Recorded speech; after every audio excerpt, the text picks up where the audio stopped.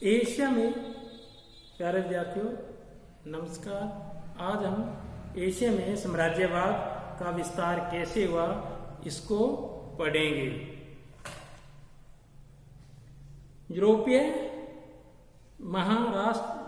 राष्ट्र थे, उन्होंने अफ्रीका में प्रवेश करने के बाद उन्होंने एशिया महाद्वीप की ओर प्रस्थान किया। एशिया महाद्वीपों में इंग्लैंड, फ्रांस, पुर्तगाल, हॉलैंड, जर्मनी, इसके रूस और जापान भी जो एशिया महाद्वीप वो भी शामिल हो जाते हैं। और कौन कौन सी शक्तियां थी जो एशिया महाद्वीप में अपना विस्तार किया था। पुर्तगाल,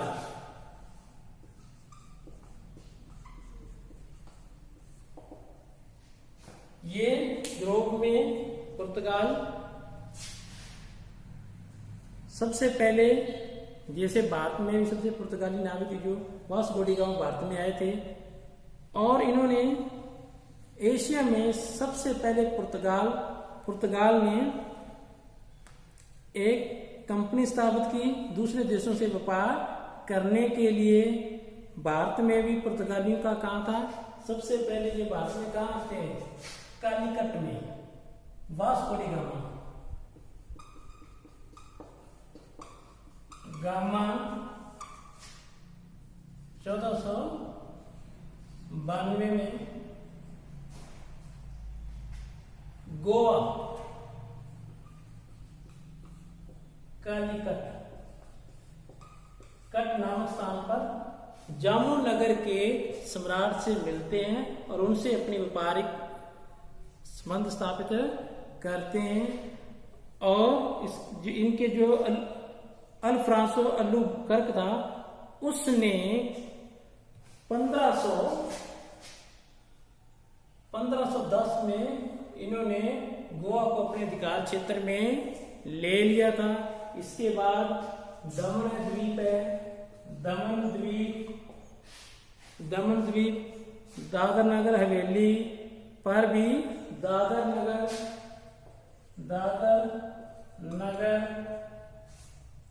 नगर हवेली है,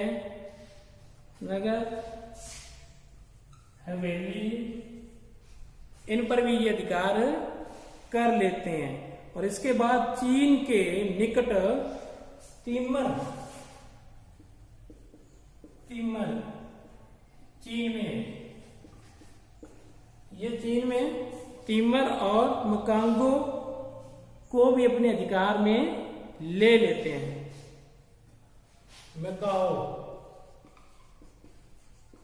ये चीन में इनको अधिकार में ले लेते हैं। इसके बाद जो दूसरी होती है Holland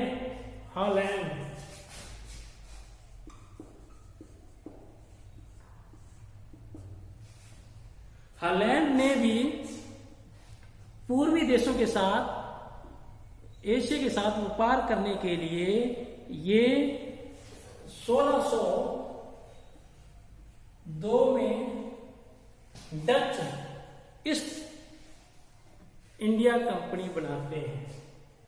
Dutch east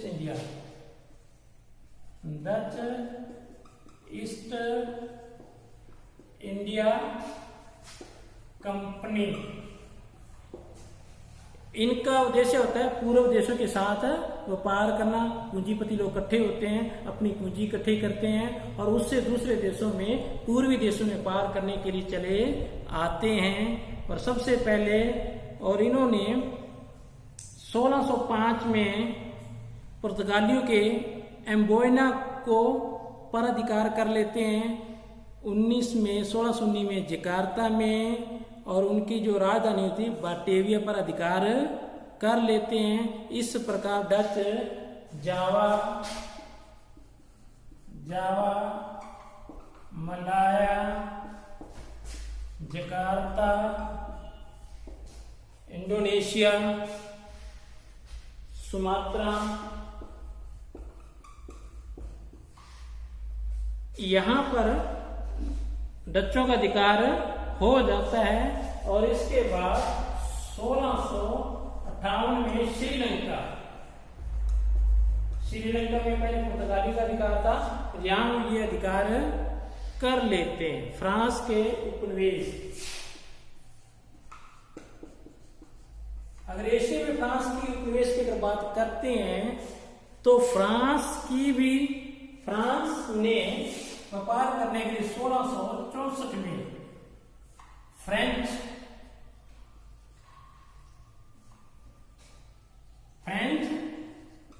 east India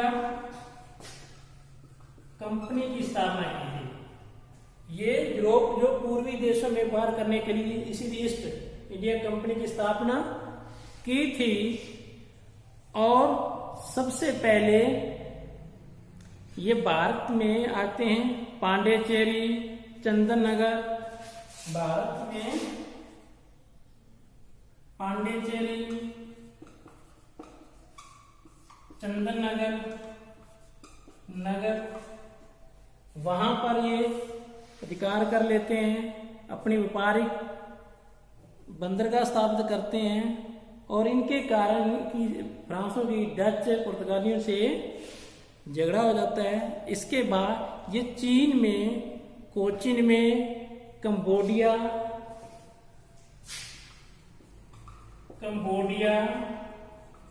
Cochin चीन, वहां पर भी ये चीन में भी अपने प्रभाव को फैलाने में कामयाब हो जाते हैं। और जब भारत में जो कर्नाटका के 3 युद्ध हुए थे 1746 से लेकर 48 तक, 1748 से लेकर 54 तक और 1756 से लेकर 63 जो सप्तऋषि वार कहते हैं, उसके बाद भारत में ये अंग्रेजों से हार गए थे और इनका भारत से पत्ता साफ हो गया था। इसके बाद इंग्लैंड के उपनिवेश,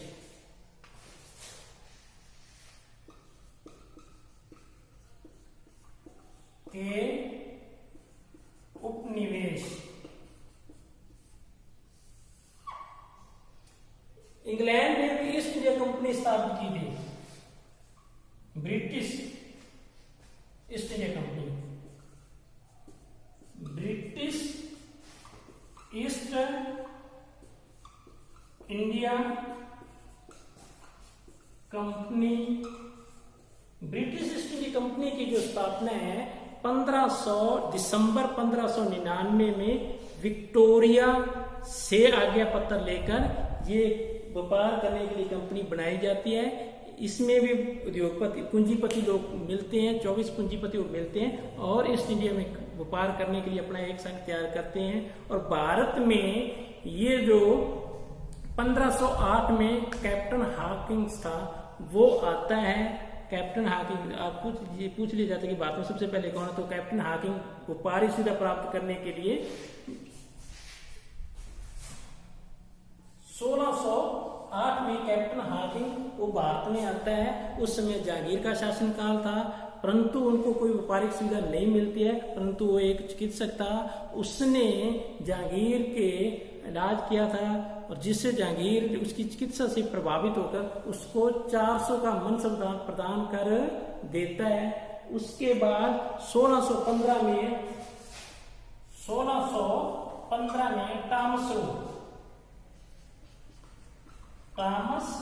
सर टॉमस रो आता है और ये भारत में आज्ञा पत्र लेने में फेमस ये मुगल सम्राट से फरमाना प्राप्त करने में कामयाब हो जाता है। और इसके बाद 1707 में फ्रुकशीर होता है, उससे भी ईस्ट इंडिया कंपनी भारत में व्यापार करने की सुविधा प्राप्त कर लेती है। और इसके बाद 1857 के बाद सिराजुद्दौला को हराकर इन्होंने बंगाल में और इसके बाद 64 में बक्सर के युद्ध में हराकर बंगाल, बिहार और उड़ीसा में दीवानगी प्राप्त करने का अधिकार ले लेते हैं। और वो भारत के आजाद होने तक ईस्ट कंपनी जो होती है वो 1857 में ईस्ट कंपनी का शासन खत्म हो जाता है और 1857 के बाद भारत में सीधा इंग्लैंड की विक्टोरिया महारानी का सीधा नियंत्रण हो जाता है। बर्मा, भारत के बाद बर्मा,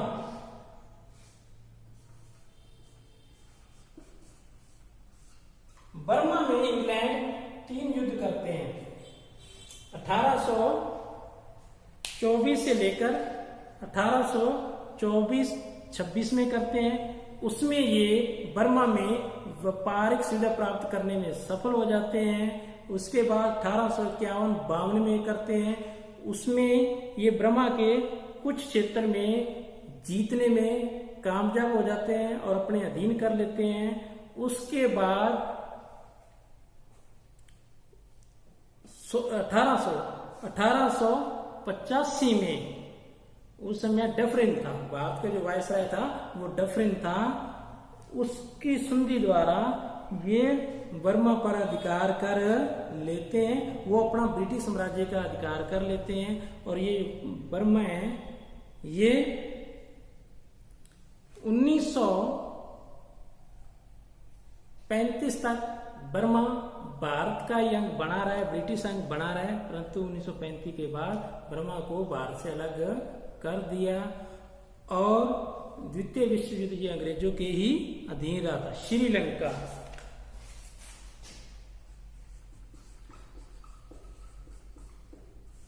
श्रीलंका की अगर बात करते हैं तो श्रीलंका पर पहले पुर्तगालियों का अधिकार था। श्रीलंका की 1602 में श्रीलंका पर पुर्तगालियों ने अधिकार किया था। उसके बाद 1658 में डच्चों ने पुर्तगालियों को भगाकर डच्चों ने अधिकार कर लिया था और उसके बाद 1815 में वियना संधि के अंतर्गत डच्चों से ये प्रदेश श्रीलंका अंग्रेजों को मिल गया था और 1948 तक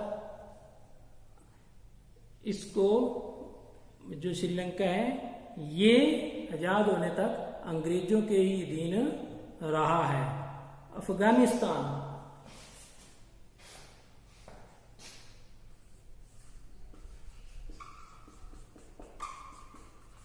अफगानिस्तान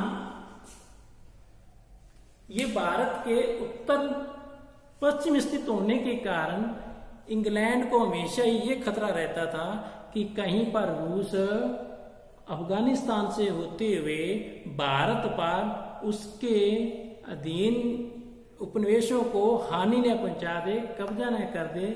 इसीलिए अंग्रेज हमेशा ही अफगानिस्तान को अपने चौकियां बसाना चाहते थे, चौकी बनाना चाहते थे और रूस के भय से और उनके प्रवेश को रोकना चाहते थे। सबसे पहले इसके लिए जो प्रयास किया है वो ऑकलैंड था। ऑकलैंड ने सबसे पहले 1839 से लेकर 42 तक उन्होंने अफगानिस्तान के साथ युद्ध किया है। दोस्त मोहम्मद है उसको हरा दिया था और उसकी जगह शाह शुजा को वो इंग्लैंड ने अपना कंठपुतली शासक नियुक्त कर दिया था, परंतु अफगानिस्तान की जनता ने उनको स्वीकार नहीं किया।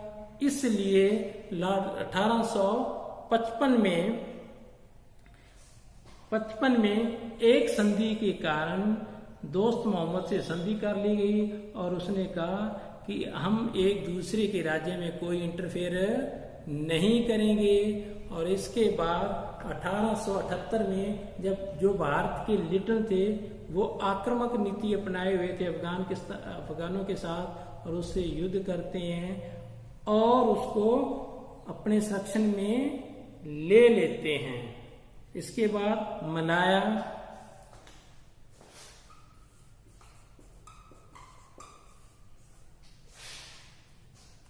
मलाया की आंतरिक गृह युद्ध का फायदा उठाकर अंग्रेज मलाया पर अपना अधिकार कर लेते हैं और सिंगापुर को लेकर अंग्रेजों की मलाया में रुचि थी। तिब्बत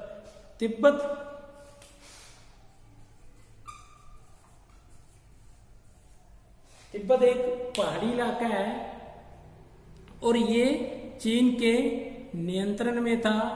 अंग्रेज कर्जन ने लॉर्ड कर्जन 1904 में ये दलाई लामा को संधि करके उसको अपने संरक्षण में ले लेता है, परंतु 1907 में रूस और इंग्लैंड के बीच संधि हो जाती है, जिससे ये तिब्बत है वो चीन के संरक्षण में चला जाता है और चीन का प्रभुत्व मान लिया जाता है। तभी से 1907 से लेकर ये तिब्बत है वो चीन के अधिकार में है। जर्मन के उपनिवेश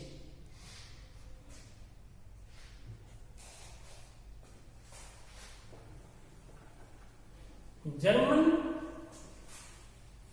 जिसका 1870 में एकीकरण हुआ था और एकीकरण के बाद जर्मन भी यूरोप के राष्ट्रवादी अपनी अनुपस्थिति दर्ज कराना चाहता था।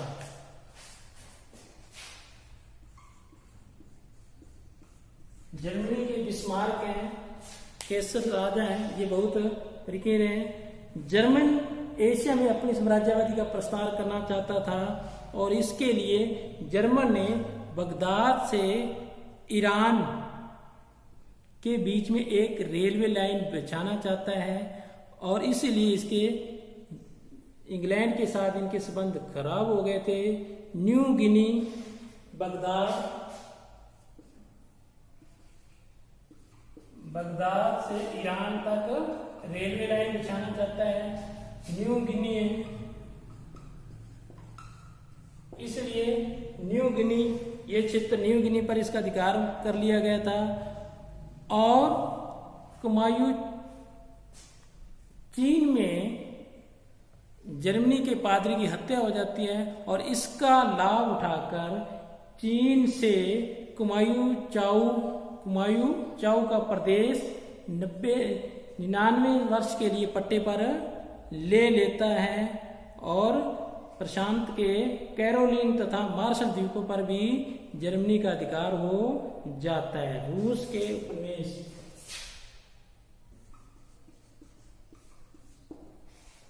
रूस भी अब साम्राज्यवादी की दौड़ में शामिल हो गया था। रूस पहले 1854-56 तक क्रीमी के युद्ध में इसकी आर्थिक बहुत खराब थी और इसके बाद इन्होंने अपना वहां से हारने के बाद ये तुर्किस्तान पर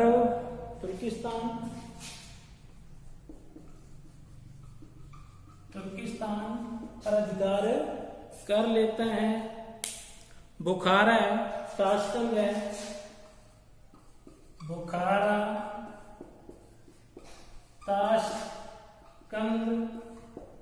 बुखारा, ताशकंद, समरकंद और साइबेरिया पर रेलवे लाइन बिछाता है। तो इन क्षेत्रों पर रूस अधिकार कर लेता है। तो इस प्रकार हम देखते हैं कि किस प्रकार यूरोपीय शक्तियां हैं वो धीरे धीरे एशिया महाद्वीप पर अपना उपनिवेश स्थापित कर लेते हैं।